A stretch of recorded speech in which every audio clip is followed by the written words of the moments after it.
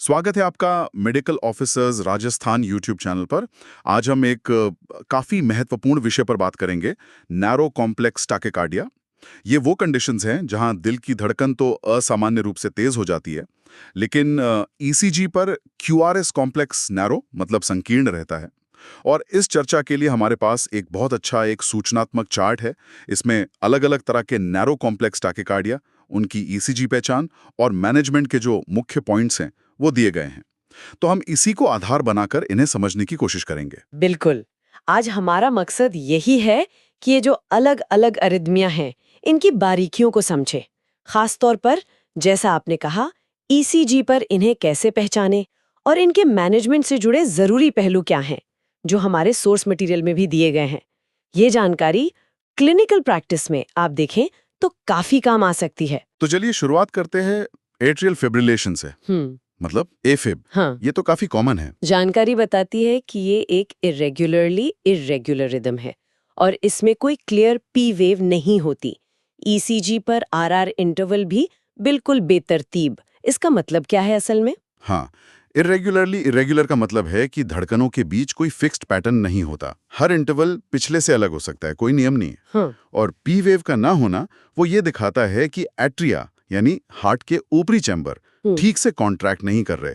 वो बस बहुत तेजी से अव्यवस्थित तरीके से कांप रहे हैं, फिब्रिलेट कर रहे हैं। और जैसा चार्ट में भी है, हाई ब्लड प्रेशर, सीएडी, ये सब इसके रिस्क फैक्टर हैं। और जो सबसे बड़ी चिंता है वो है स्ट्रोक का खतरा, क्योंकि एट्रिया में खून के थक्के जम सकते हैं। ओ हाँ, स्ट्रोक का खतरा तो बहुत गंभीर है।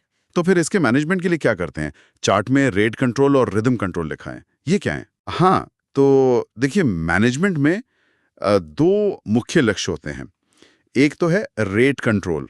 इसका मतलब है वेंट्रिकुलर रेट, यानी जो मुख्य धड़कन की गति है उसे धीमा करना, भले ही एट्रिया फिब्रिलेट करते रहें। इसके लिए अक्सर बीटा ब्लॉकर्स या कैल्शियम चैनल ब्लॉकर्स जैसी दवाएं दी जाती हैं। अच्छा, सिर्फ रेट कम करना। हाँ, और दूसरा है रिदम कंट्रोल।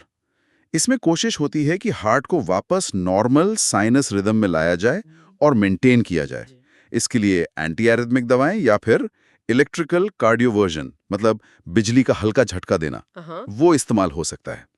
ये पेशेंट की कंडीशन पर निर्भर करता है। और वो स्ट्रोक वाला रिस्क उसके लिए? हाँ, उसके लिए स्ट्रोक रिस्क असेसमेंट के बाद एंटीकोएगुलेशन यानी खून पतला करने वाली दवाएं देना बहुत जरूरी है।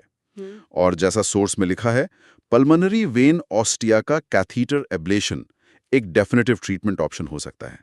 जहां से एफिब शुरू होता है, उन जगहों को एब्लेट कर देते हैं। समझ गया?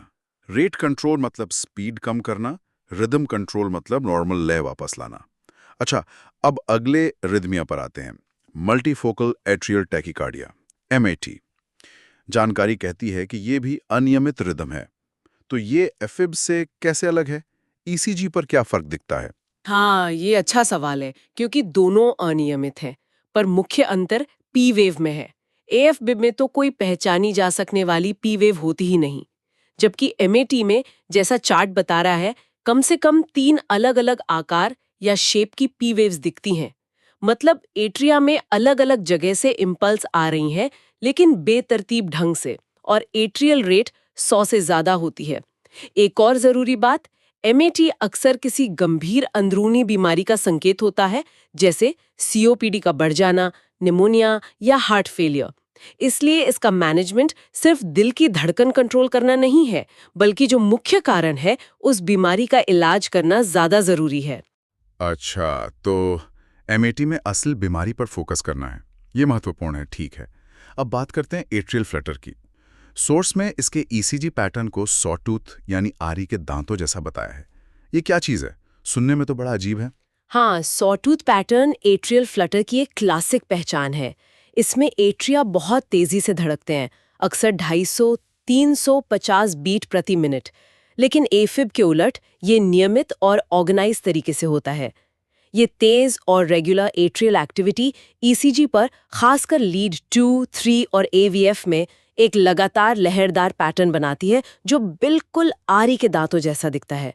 वेंट्रिकुलर रेट इस पर निर्भर करती है कि कितनी एट्रियल इंपल्स एवी नोड से गुजरकर वेंट्रिकल्स तक पहुंच पाती हैं। सोर्स में 4.1 कंडक्शन का उदाहरण है, मतलब हर 4 एट्रियल बीट में से सिर्फ एक नीचे जा रही है। तो ये एफिब जैसा बिखरा हुआ नहीं, बल्कि तेज और मुनज्जम एट्रियल एक्टिविटी है। इसका इलाज कैसे होता है? क्या वो भी एफिब जैसा है? इलाज के लक्ष्य कुछ कुछ वैसे ही हैं, रेट कंट्रोल या रिदम कंट्रोल।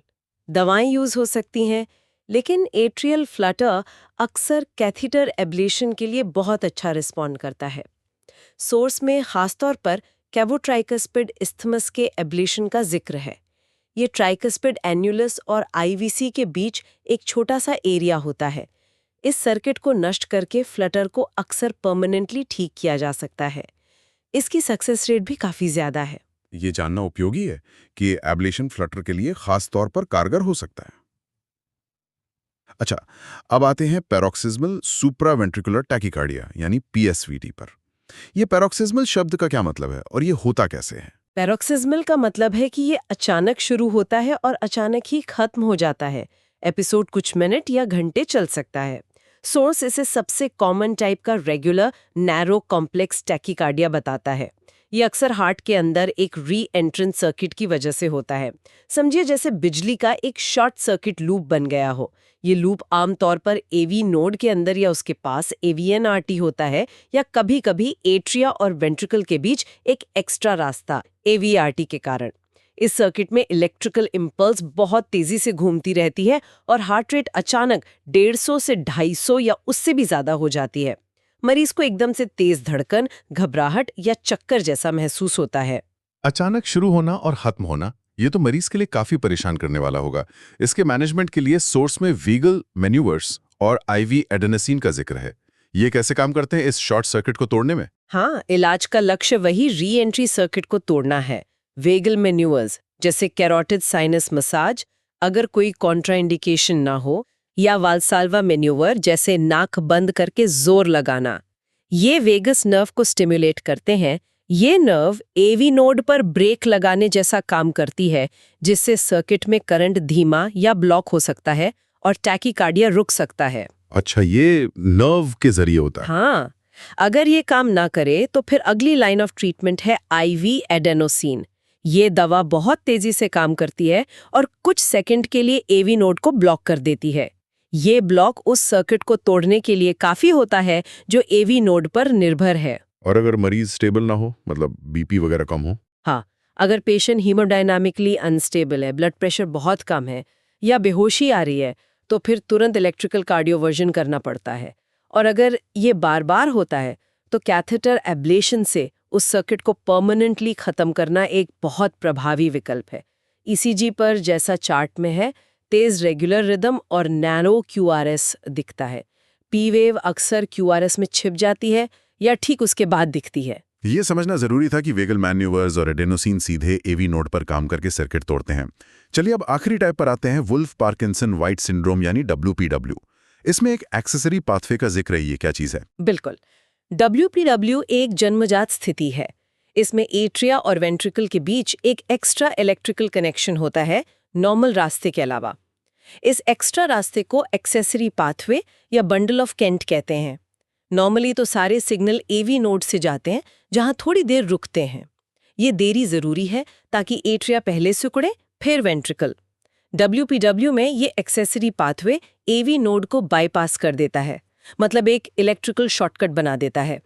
इस वजह से वेंट्रिकल का कुछ हिस्सा नॉर्मल से थोड़ा पहले एक्टिवेट हो जाता है। इसी को प्री एक्साइटेशन कहते हैं। तो ये एक तरह का जन्मजात शॉर्टकट है। ईसीजी पर इसके क्या खास लक्षण दिखते हैं? जानकारी डेल्टा वेव और छोटे पीआर इंटरवल की बात करती है। हाँ, साइनस रिदम के दौरान WPW की जो क्लासिक ECG पहचान है, जैसा चार्ट में भी बताया है, वो 3 मुख्य चीजें हैं। पहला, छोटा पीआर इंटरवल, क्योंकि सिग्नल एवी नोड की देरी को बाईपास कर रहा है। दूसरा, डेल्टा वेव, ये QRS कॉम्प्लेक्स की शुरुआत में एक धीमी ढलान वाली चढ़ाई होती है। ये उस हिस्से को दिखाती है जो एक्सेसरी पाथवे से जल्दी एक्टिवेट हुआ हो। और तीसरा, अक्सर चौड़ा QRS कॉम्प्लेक्स, ये प्री एक्साइटेशन और नॉर्मल कंडक्शन के मिलने से होता है। WPW अपने आप में खतरनाक नहीं है, पर ये अलग-अलग तरह के टैकीआरिथमिया करवा सकता है, जैसे री एंट्रेंट टैकीकार्डिया या एट्रियल फिब्रिलेशन। और WPW वाले मरीज में अगर एफिब हो जाए तो वो खास तौर पर खतरनाक हो सकता है। WPW में एफिब खतरनाक क्यों हो सकता है और इसके मैनेजमेंट के बारे में जानकारी क्या कहती हैं? उसमें प्रोकेनामाइड का जिक्र है और कुछ दवाओं से बचने की सख्त सलाह दी गई है, ऐसा क्यों? ये बहुत ही जरूरी पॉइंट है। नॉर्मल एफिब में एवी नोड एक गेट कीपर की तरह काम करता है।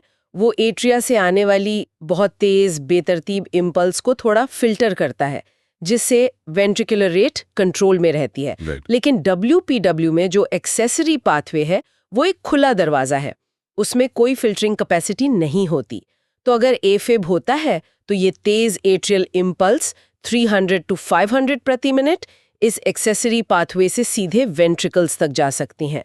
इससे वेंट्रिकुलर रेट बहुत ज्यादा, कभी-कभी 300 बीट्स प्रति मिनट तक पहुंच सकती है और ये खतरनाक रूप से वेंट्रिकुलर फिब्रिलेशन VFib में बदल सकता है, जो जानलेवा है। ओह, ये तो बहुत सीरियस बात है। हाँ, बिल्कुल। इसीलिए जैसा सोर्स मटेरियल जोर देता है, WPW और एफिब के कॉम्बिनेशन में एवी नोडल ब्लॉकिंग एजेंट जैसे एडेनोसिन, वेरापैमिल, डिल्टियाजिम, बीटा ब्लॉकर्स, डिगॉक्सिन, इनका इस्तेमाल बिल्कुल नहीं करना चाहिए। ये दवाएं नॉर्मल एवी नोड वाले रास्ते को और धीमा कर देंगी, जिससे सारा ट्रैफिक खतरनाक एक्सेसरी पाथवे की तरफ मुड़ जाएगा, वेंट्रिकुलर रेट और बढ़ जाएगी। तो फिर क्या देना है? इसके बजाय जानकारी प्रोकेनामाइड या आइबुटालाइड जैसी दवाओं का सुझाव देती हैं, जो एक्सेसरी पाथवे की कंडक्शन को धीमा करती हैं। अगर मरीज अनस्टेबल है तो तुरंत कार्डियोवर्जन जरूरी है और WPW के पक्के इलाज के लिए उस एक्सेसरी पाथवे को ढूंढकर कैथेटर एब्लेशन से नष्ट करने की सलाह दी जाती है। WPW में दवाओं के चुनाव का महत्व और खतरों को साफ करता है। तो हमने आज कई तरह के नैरो कॉम्प्लेक्स टैकीकार्डिया देखे, एफिब की अनियमितता, MAT की बदलती P वेव्स, फ्लटर का regular saw tooth pattern, PSVT की अचानक तेज रेगुलर धड़कन और WPW का प्री एक्साइटेशन और डेल्टा वेव। ये बिल्कुल साफ है कि ECG इन सब को अलग करने में कितना महत्वपूर्ण है। निश्चित रूप से ECG सिर्फ लाइनों का खेल नहीं है, ये दिल की इलेक्ट्रिकल कहानी सुना रहा है। रिदम रेगुलर है या इरेगुलर, P वेव है या नहीं है तो कैसी हैं, कितनी तेजी से आ रही हैं, PR इंटरवल कैसा है, QRS नैरो है या नहीं, कोई डेल्टा वेव है, ये सारे सुराग, जैसा हमारे चार्ट ने बताया, हमें सही डायग्नोसिस तक ले जाते हैं। और जैसा हमने बात की, सही डायग्नोसिस ही सही और सुरक्षित मैनेजमेंट की चाबी है। हर कंडीशन के लिए अलग ट्रीटमेंट स्ट्रैटेजी है। ये जानना वाकई में बहुत दिलचस्प है कि ECG पैटर्न दिल की इलेक्ट्रिकल एक्टिविटी में इतने छोटे लेकिन डायग्नोसिस और ट्रीटमेंट के लिए इतने महत्वपूर्ण अंतरों को कैसे दिखा सकते हैं। ये एक पावरफुल टूल है। हाँ, और ये इस बात पर भी जोर देता है कि इन पैटर्न्स को सही ढंग से पहचानना और समझना कितना जरूरी है। सतह पर दिखने वाले इन पैटर्न्स के पीछे बहुत कॉम्प्लेक्स फिजियोलॉजी और इलेक्ट्रिकल प्रक्रियाएं चल रही हैं। गलत इंटरप्रिटेशन, खासकर WPW जैसी स्थिति में जहां गलत दवा जानलेवा हो सकती है, उसके परिणाम गंभीर हो सकते हैं। इसलिए लगातार सीखते रहना बहुत आवश्यक है। आज की इस गहरी बातचीत को खत्म करते हुए एक विचार मन में आ रहा है। भविष्य में आर्टिफिशियल इंटेलिजेंस यानी AI इन जटिल ECG पैटर्न्स को समझने और इन एरिथमिया के मैनेजमेंट में क्या भूमिका निभा सकता है? क्या AI एल्गोरिदम इंसानी आंख से भी ज्यादा सटीकता से इन छोटे-छोटे संकेतों को पकड़ पाएंगे, जिससे डायग्नोसिस तेज हो और इलाज और भी ज्यादा पर्सनलाइज्ड हो सके? ये सोचने के लिए एक दिलचस्प संभावना है।